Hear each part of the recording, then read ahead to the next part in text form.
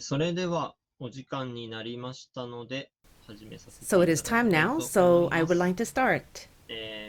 株式会社西澤ロイ事務所代表を I 務 am めて Roy います Nishizawa, the English doctor and representative director of Roy Nishizawa office. Thank you for your time today.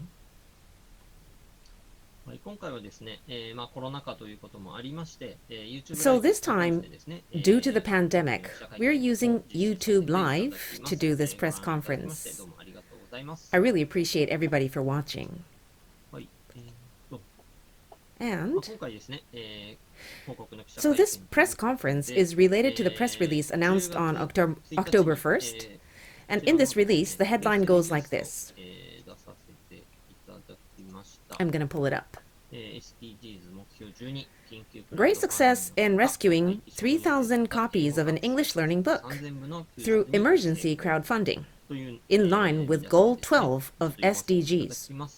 And it goes on to say, we conducted an emergency crowdfunding process to avoid the inventory disposal of 2 books in the Strongest Fundamentals for TOEIC series, published by Jisen Kyoik Shuppan. We succeeded in rescuing all 3,000 copies scheduled to be discarded and scrapped at the end of September. This author-led effort to save books from disposal is an extremely rare case in the publishing industry. So this was announced on October 1st, and today I'd like to take time to explain what happened here in the form of a press conference. はい、で、お前誰やねんというふうに思 Now, before I go into anything, some of you might be wondering, who are you? So I'd like to introduce my profile. I'm called an English doctor. English doctor is a trademark. And yes, I'm using the analogy of a doctor because I am the kind, caring doctor who gives advice to English learners. And I'm not actually a doctor. I don't have a doctor's degree, so I'm not real in that sense. I am still wearing a white coat. I mean, it's not a white coat, it's a white jacket. And I have something on my neck. It might look like a stethoscope, but it isn't. See, here's an earphone jack, and it's an earphone. It's a headphone. I'm not into cosplay, but anyway, that's me. And what I do basically is I teach English to people, basically to grown-ups, but also to children in junior high school or above. And the reason why I call myself the English doctor is because my approach in teaching English is a little bit different from others in that I call everybody's problem the English learning disorders, because these become obstacles to learning the language, and I try to remove the obstacles that creates English learning disorders. It's a unique approach. I give lectures to companies too. I have seminars for people. I create my own English textbooks and I sell them as well. I do writing of the books as well. I also write web articles and newspapers. I speak on radios. It's a community FM station. And I also speak in Rainbow Town FM radio, which is in Koto Ward, Tokyo, since 2014. So that's a long time that I've had this program. And I'll talk a little bit about my writing career. For example, on the Japan Times Alpha, which is an English newspaper for English learners. It's a weekly newspaper in English. And I write a column every week, and I've been doing this for like 3 or 4 years now. Yes. So I write columns, and I have about 10 books published, 10 in paper, physical books. A total of 160,000 copies so far. Yep, so I am a writer as well. And today, this press conference is about, first of all, the crisis of seeing the inventory of my books being scrapped. What happened from there, and the issue of this inventory scrapping of books and magazines in the publishing industry, and also it's related to some social issues as well. Then I did this emergency crowdfunding, and there was a miracle that happened after that. I'd also like to talk about why I think that what I did this time has social meaning, social significance. And at the end, I have saved some time for Q&A as well. I mean, I've received some questions already beforehand, and so I'll try to answer those, and also answer some of the questions I received today. So again, this press conference is delivered in a form of YouTube Live, and so you can use the chat box. You can type in your questions at any time. Please feel free to ask anything you'd like, and just type them in.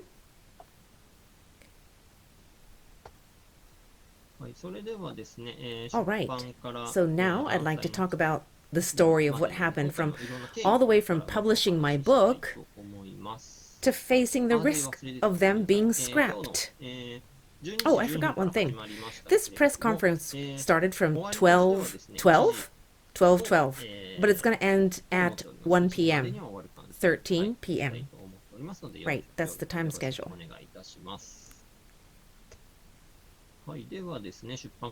All right, let me start about my story from publishing these books to facing the risk of having them scrapped. So it's about 2 books I wrote. You can see them on both sides here, the red and the blue. And the reason why I wrote these books, first of all, is because the publisher came to me and said, "Can you write a stress-free preparation for TOEIC test book?"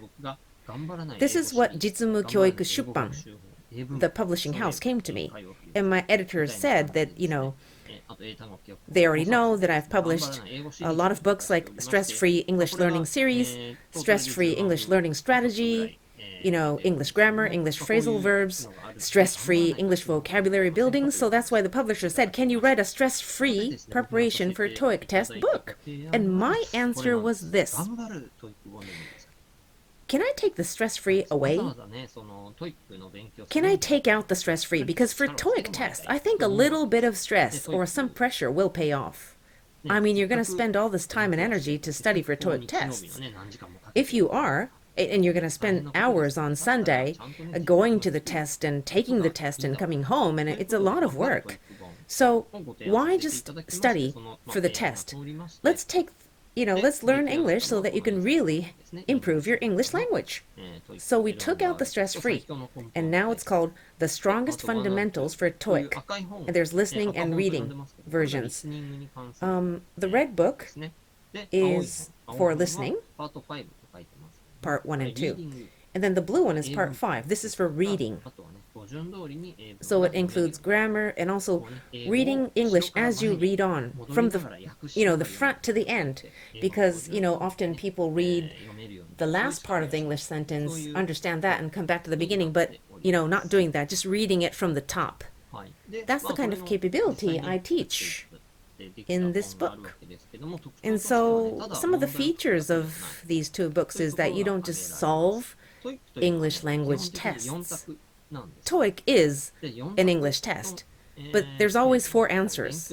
And if you start preparing for a test that has 4 answers for each question, all you would do is just solve a lot of problems, do your drills and just, and you just do a test. Correct, incorrect, right, wrong. And it just is taking a test for the sake of taking a test. But I want people to learn English and be able to speak better English.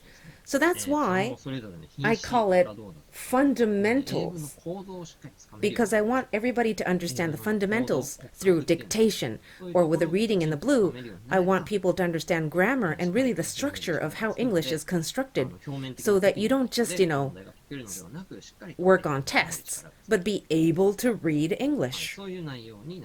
Now, actually, when developing this book, I had a group of people cooperate in the development of the contents. And these people, for example, for the listening book, I sent these people actually some English sentences, and then I had them write down the dictation of the English audio, but only 20% of the people got it right. Like, the English was the men, but some people wrote the man, and sometimes the word R was written as and the article was supposed to be the, but they wrote all these little mistakes. And so I found out what kind of mistakes everybody made, and this presentation of the results made people feel like they're not alone.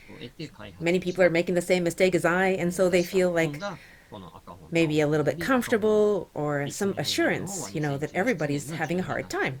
So the red book was published in December of 2017, and the blue book was published in March 2018. To be honest, I was quite confident about the contents of the books, and actually I had really good remarks. For example, a person said, "This book is great for people who want to improve their listening skills regardless of TOEIC." Another person said, "Definitely a good book. You get the essence of English reading." That's regarding the blue book. Especially, I was happy with Mr. Yoichi Hareyama, a veteran who has already written over 150 English language books. This wonderful, wonderful writer who, one of the books that he has written was the study of textbooks, English textbooks, bestsellers. And so he looked into all of these books, and he had, all these experiences with English textbooks, over 100 books or 150 books, and he said that I didn't think that at this time and age, I would see such a great book regarding TOEIC. So I was really pleased. But some people said the title is not really good. And because the title was not good, another person said, "I missed the book because I thought it was irrelevant to me because I wasn't going for the TOEIC test. I just wanted to be able to speak English well." But it was for those people. And so it was unfortunate that a lot of people said the title was not really good. So maybe that was a reason why it didn't sell so wonderfully. And ultimately, about 3,000 books were at the brink of scrapping because they were just not moving in the inventory. Now, some of you might be wondering, why do you have to scrap the books? And I need to explain to you some of the business practices in the publishing industry. Is that, yes, there's a lot of books out there, and the copies of the books, they're stocked as inventory, and some move very fast and some don't. Actually, a lot of books don't sell, and just only a few become bestsellers. So what happens is when the publisher has these big inventories of books, the tax office recognizes the assets of the books as taxable assets. And so the publishing company would be having a pile of books that are not moving, not selling, but they still have to pay the tax for that because the tax office regards them as assets. And so what happens is when they try to close their fiscal year, they have to clear the inventory and discard them. So we call that inventory scrapping or stock scrapping. And, we just don't burn them away. They are recycled. I mean, so they're at least used for recycling, and maybe that's not as bad as just throwing them away as waste. But still, it's a pity because my books became the target, the subject of inventory scrapping. Now, regarding the scrapping issue, this leads to the point I would like to raise about SDG or sustainability. So looking at Sustainable Development Goal 12, responsible consumption and production, it becomes a little bit relevant to my topic here, so let me explain. So first of all, I want to show you the trend of the Japanese publishing market. And you can see the light blue is the paper books, the physical books. And then the orange is the paper magazines. And then the pink and pink color on the top is the e-books or the digital books. So you can see that there's a big decline in the paper part of the bar graphs. And when you look at the 2020 bar, you can see that the paper book market scale is 666.1 billion yen, and paper magazines is 557.6 billion yen. That's how much the market is. Now, in the Japanese publishing market, there's a system where the bookstores can return the books to the publishers. So the bookstores are selling on consignment. So, how should I explain this? Anyway, the bookstores can return the books to the publishers. That is the system, basically. And the return rate is pretty high. Magazines, 40%, plus books, about 35%. So, like 1/3 of the published books are returned back to the publishing houses. In the case of magazines, they need to be very fresh. These are magazines. So, usually when they are returned, they are just taken straight to inventory scrapping. So ultimately, this leads to an estimation of an annual 500 billion yen of loss due to this scrapping. For the books, let's say, so you place the books in the bookstore, they're not moving, they're not selling well, and so the bookstore returns it. I mean, they're usually in good condition. If they're a little bit worn out, you change the cover and you clean it and then you ship it out again. But still, about a quarter will be scrapped because they don't just move. And so when you calculate this, this is about an annual 150 billion yen loss in estimation. So in all, in the publishing industry of Japan, there's an annual loss of about 650 billion yen or more due to scrapping. So as I mentioned, these are not just scrapped into waste. They are recycled, and they're used as recycled paper, so it is not really wasted, but still it's a loss of 650 billion yen per year. And if you think about how much work has gone into these books, like you printed them and you carried them, there was logistics involved, and so there is environmental burden after all. So that is the story, and as to why my red book and the blue book was subject to scrapping. And that's why I did the crowdfunding. I'll talk more about that. So this is the schedule, the time schedule. It was actually last month, September, when first of all the publisher called me up and said, your books are subject to scrapping.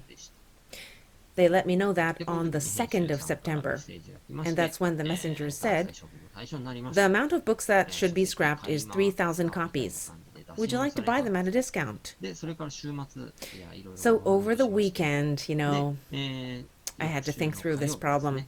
And on Tuesday, the next week, on September 7th, I asked them, I'm wondering if I can do crowdfunding a little bit. Is there any problem in doing this? Is it all right? I asked them. And the next day, the publisher called back and said, yes, you can do crowdfunding to buy these books. This is Jitsumu Kyoiku Shuppan who gave me this permission. And so I got the green light, and so I started to create a page for the crowdfunding. You have to create a page for that. And I created a tentative version on the 10th. I did a little bit of a strategy meeting because I have these FFCs, or Friends of a Feather Club. And there are all these people who are my great fellow members of this club. And I asked them, what do you think about this page for crowdfunding? And there were some people who actually gave me great advice. These were people who actually benefited from reading the red book and the blue book and have been able to speak English better because of it. But these very strong friends of mine, they gave me all these advice.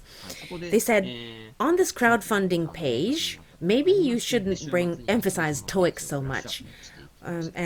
Or maybe you should say time sale. And so we worked on all of these, wordings on my crowdfunding page and brushed it up through the weekend. And then on the X day, the X day when the books will be shredded, I asked them, when is the deadline? And they said, by September 27th. The morning of September 27th, you need to let us know how many you are going to buy. So that means the crowdfunding needs to be done by September 26th, the day before. So this is a 2-week snap battle, very short time duration. And so I submitted the crowdfunding page on Monday the 13th on Campfire. They check very carefully the page about legal issues, sales, marketing words, and so they have this check.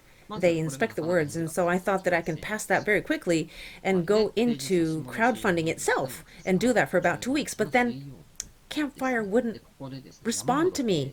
You know, I got a little bit discouraged, and then when they finally responded to me, there were all these corrections I had to make on my page. And so, you know, I actually thought, to be perfectly honest, they were a little bit picky about the wordings. They gave us all these, corrections on Wednesday the 15th, and so I responded by the Thursday, 16th, and then on 17th, Friday, I passed. They said okay. So right away, on that Friday, I think that was 5 p.m., I was able to put that page out and get people signing up for crowdfunding. So I had 10 days left to get the funding going. And so actually, from September 17th to 26th, 10-day emergency crowdfunding started. So we market it as time sale because books in Japan basically are sold at list price if they're new. That is the rule. It's a business practice. But I got permission from the publisher this time that I can give a discount because of the situation, and also because I will put my autograph on the books. So by doing that, I was able to sell it at 33% off, and I really didn't have time. So I set the goal as minimum 300 copies and started. So as soon as I started, in 3 days, I was able to achieve that minimum goal of 300. So the next goal was 600, double that 300, and I set it to 600. Rescue 600 copies. And I was able to achieve that as well on day 6. I just really appreciate everybody for this. And then on day 10, the last day, I was able to rescue a total of 1,105 copies. That is the result. 1,105 copies due to the crowdfunding. So here are all the details, the schedules and the data.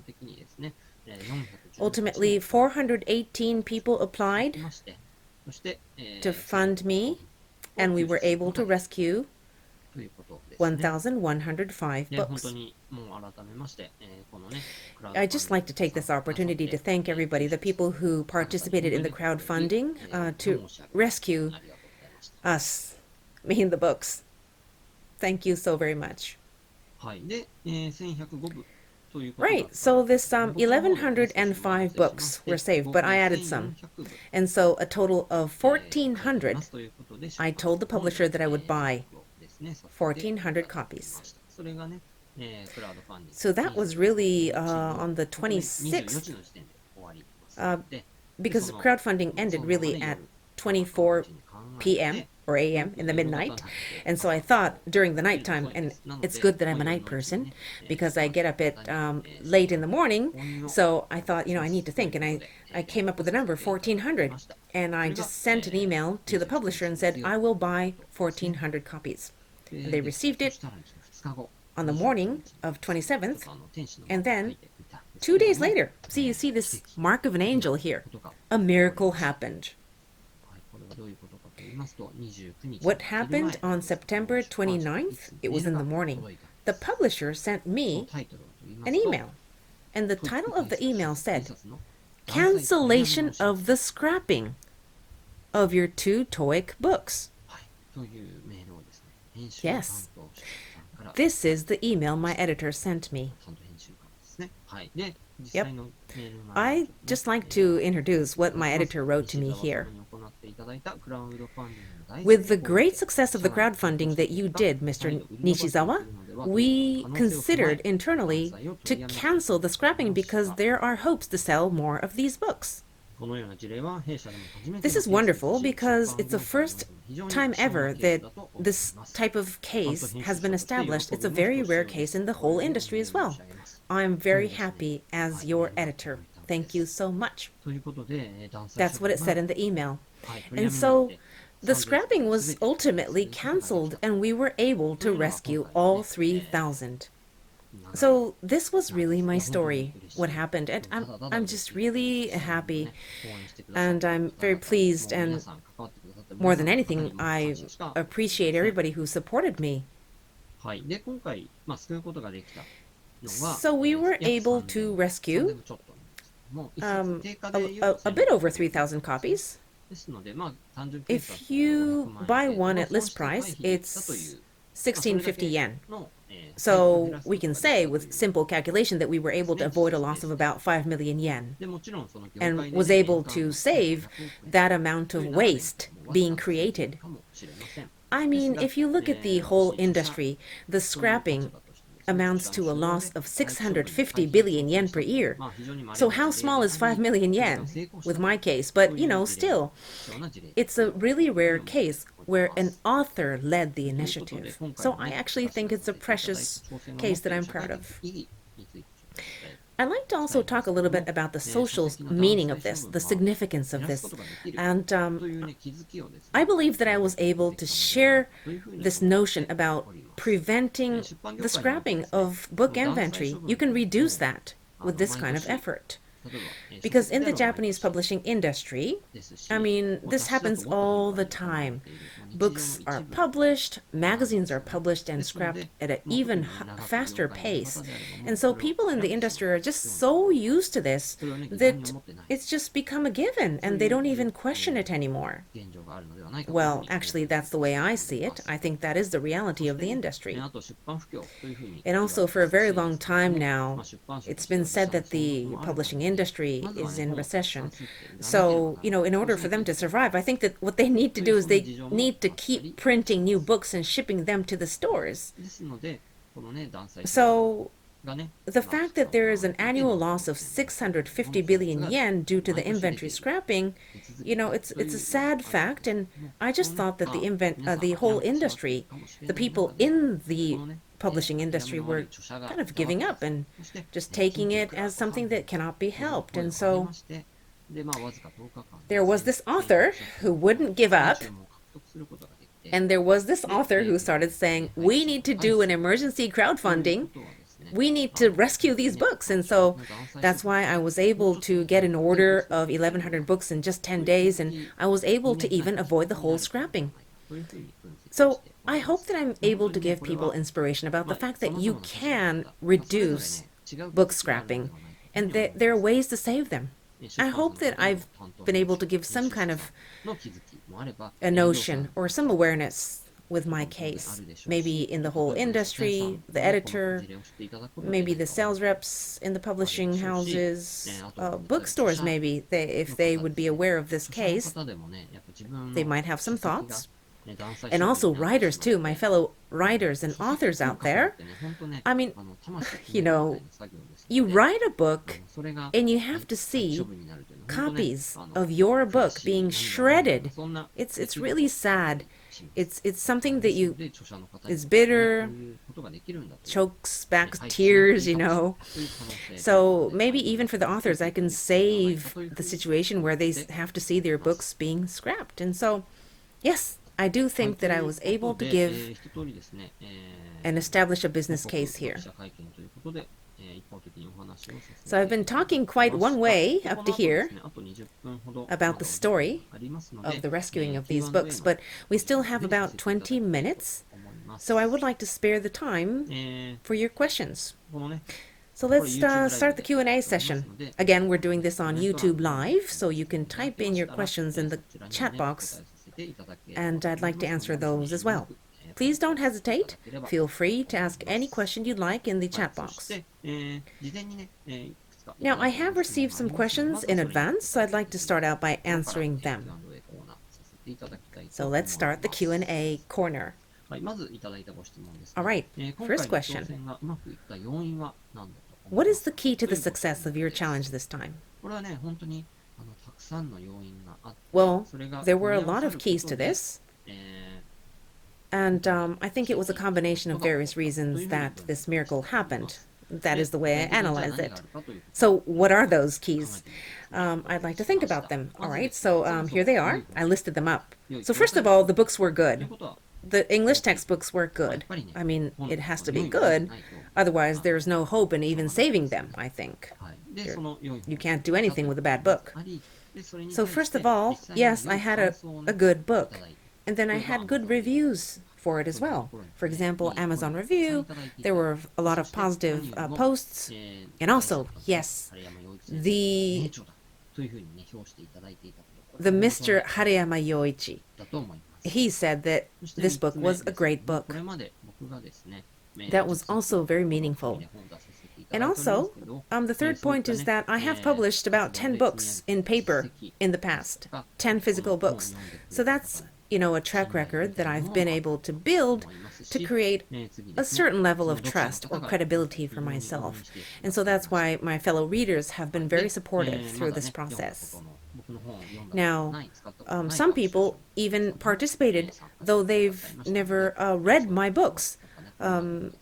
Or they've never really used my English learning books, and these people also participated, so maybe that's because of my track record. And also, a big thank you to the cooperation from the publisher, Jitsumu Kyoiku Shuppan. I asked them, can I do crowdfunding? And they said, okay, very quickly. And that was very, very helpful. Because shredding the books, first of all, is like, it's an embarrassing piece of information, And so that kind of negative information, the publisher allowed me to disclose. And so I really appreciate the publisher for their support. Also, I was able to use Campfire, the system for crowdfunding. I couldn't have done crowdfunding without Campfire. And also the curator at Campfire, Mr. Kazuhiko Omura, has been giving me great support as well. He always supports me, and this time he gave me great support as well, and it helped me to do the crowdfunding very smoothly, and I was able to overcome a lot of challenges too. And so I've actually used Campfire before and have done crowdfunding 7 times in the past, and it was the 8th time this time. So my experience in crowdfunding also helped a lot. I think it helped me to move very smoothly and quickly this time with this very short time window. And everybody who supported me in this new trial, that I was really challenging myself to do. They talked about it, they prayed for me, and they actually participated. They gave the crowdfunding out to me. They reached out to me. I just really appreciate everybody. Thank you so much. Maybe there was one last key to success, and that is the notion of crisis as opportunity. I think I believed in this concept, and this belief in me led to confidence, I think. They say often, tough times bring opportunity. So that's why I think, this time, crisis is opportunity.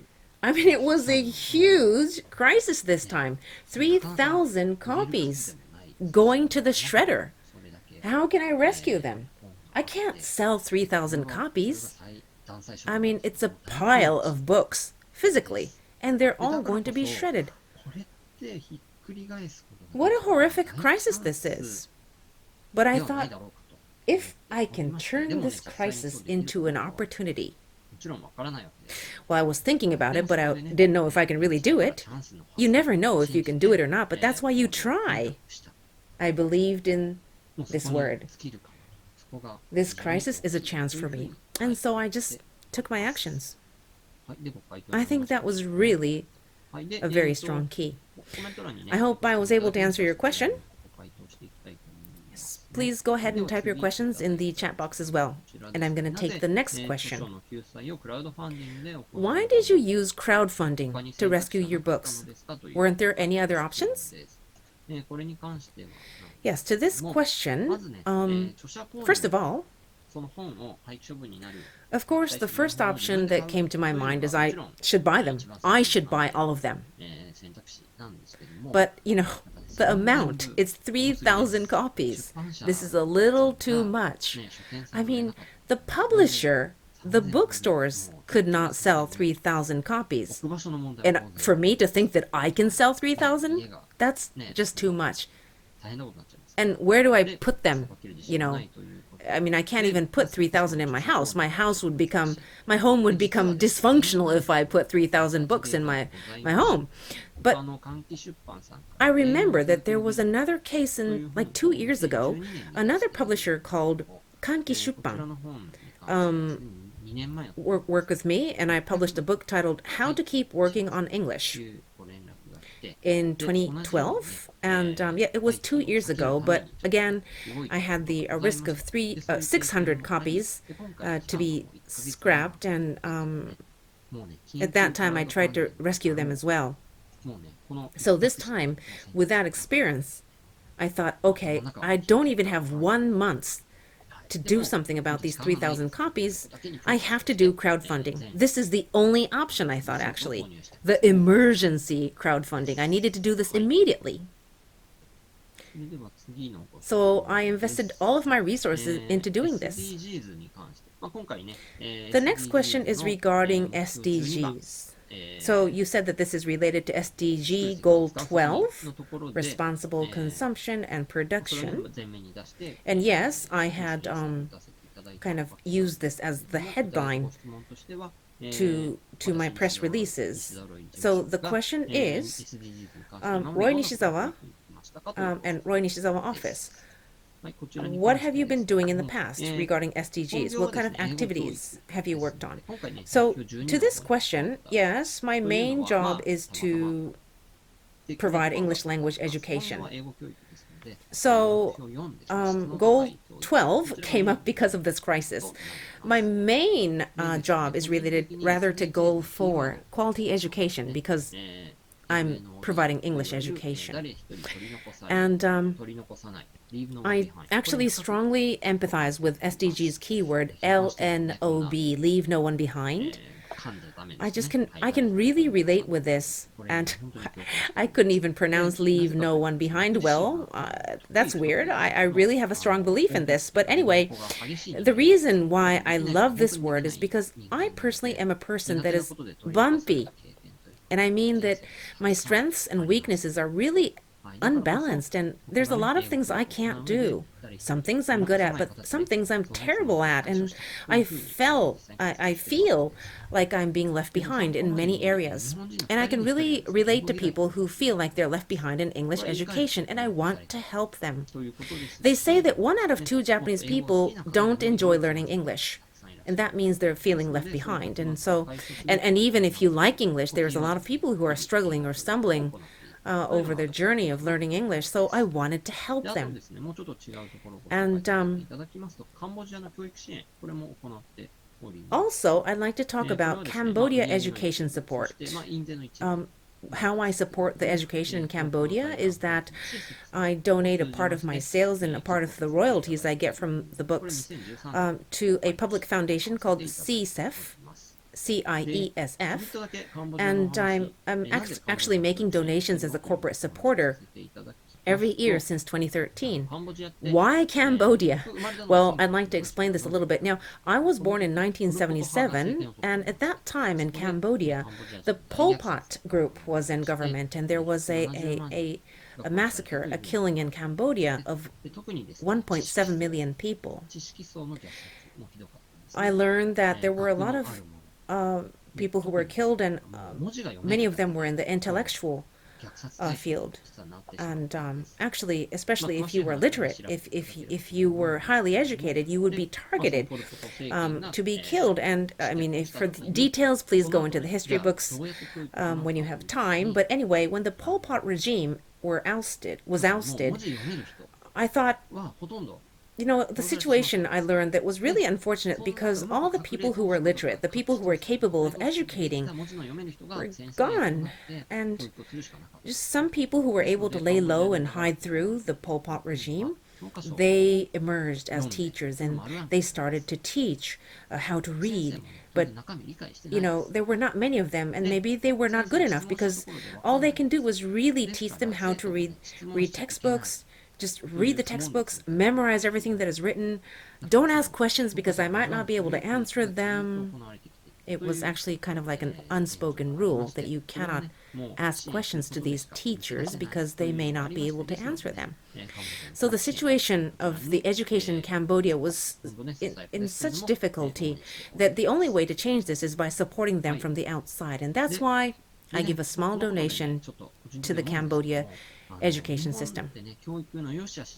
Now this brings me to think that in Japan, there's a lot of discussion really about education quality.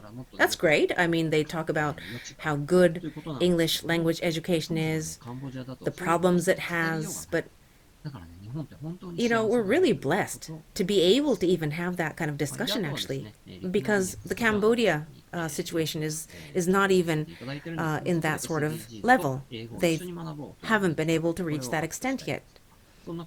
Now, also in Rikunavi Next Journal, I often talk about this education as well under a program called Let's Learn English and SDGs Together. All right, next question. How did the publishers react when you asked them about crowdfunding? Well, they first asked me if I wanted to purchase all the books. Now, usually when the author buys the books from the publishers, the author does get a discount. There's this discount for authors, usually 20% off. But this time, they said that we can do an experiment and give a drastic discount because otherwise they will be scrapped. And so they said to my crowdfunding idea, first of all, that it's a great idea, and they said that I have great vitality to take such actions. And then on the next day, they said, yes, we give you permission to do the crowdfunding. And they said internally there were a lot of people saying that it's a meaningful activity. The next question is, how was the response from the people who supported you in crowdfunding? I have some of the quotes that I'd like to pull up here.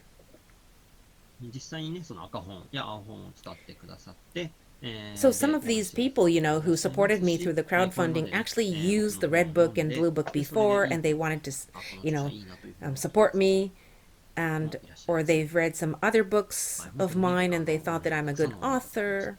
So anyway, there were a lot of supportive messages that they gave me. Thank you again. Thank you so much. And also, there were some other writers, fellow writers, who rooted for me as well. One person came to me and said, I have an experience of my books, that went to inventory scrapping, and I also experienced that as well. And my books went out of print and they were shredded. I was so torn apart. I was so sad. And so all these words of empathy really supported me. And the next question is from my editor, actually. Well, actually, this is not a question. I'd like to introduce what my editor wrote on Facebook about this project. When you publish a book, at the end, you have to face scrapping. Although it's a very rewarding job to be able to publish books, this is the saddest part. And when it is so sad, and it happens many times, people learn to give up. But you have done something so unique and serious that we've been able to really get a great wake-up call from your initiative. And then some more comments from the crowdfunding supporters. So when I was able to give them a report, of the result and said, we were able to rescue all of the copies. This is a miracle. They were so happy. They were really supportive throughout the process, and they were overjoyed about the news, as if it was about them. And it is, because they supported me so much. And some person said that it's a really good news for the whole publishing industry that you were able to save your books in an unprecedented method. I like that analysis. So these were all the questions that I've received, and I hope I've been able to answer all of them. We have 5 or 4 more minutes, so if you have any questions, please go ahead and type them in the chat box. Are there any other questions?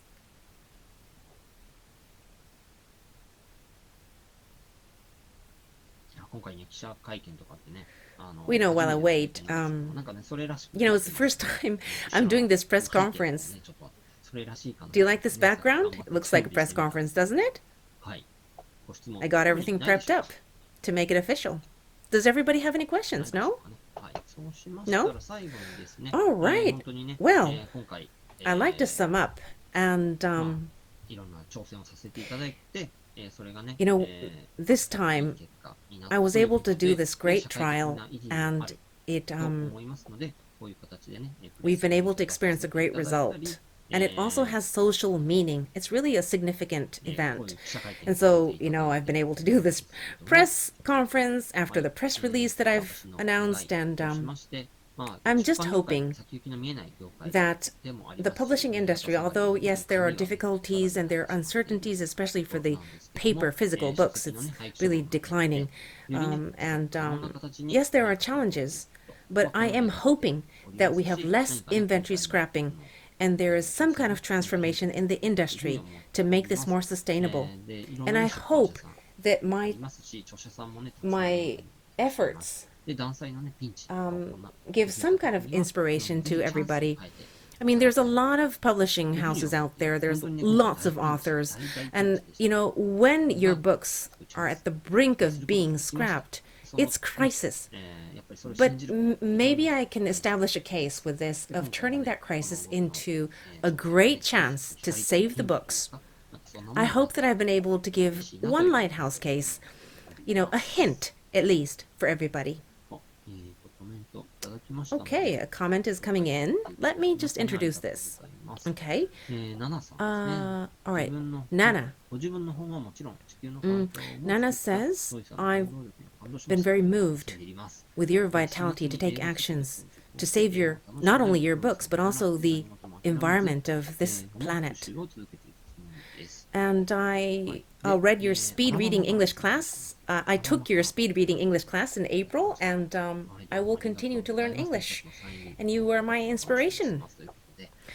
Another comment says, I'm always rooting for you from Alabama. Thank you for that, all the way from Alabama. And another person saying, I look forward to receiving your 2 books with your autograph. Thank you. So these books that you've rescued, I'm actually working on the autographing of all the books, the 1,400 books that I have purchased, you know, and so I'm signing them, and I've done 800 so far. So I'll have to work on them to get them done, get them autographed, and then I'll send it out to you. So that's really it. So I've been able to do this emergency crowdfunding to save the books, and I just really wanted to thank everybody for helping me, for guiding me, and to giving me your support. Thank you so very much for watching this video as well, and I hope that this story hits the press or the media at one point, and at least if everybody can remember the word crisis is opportunity, I would be very pleased. Thank you so very much. And with this, I would like to close this YouTube live press conference. So that's it. This is the English Doctor, Roy Nishizawa, from Roy Nishizawa office. Thank you.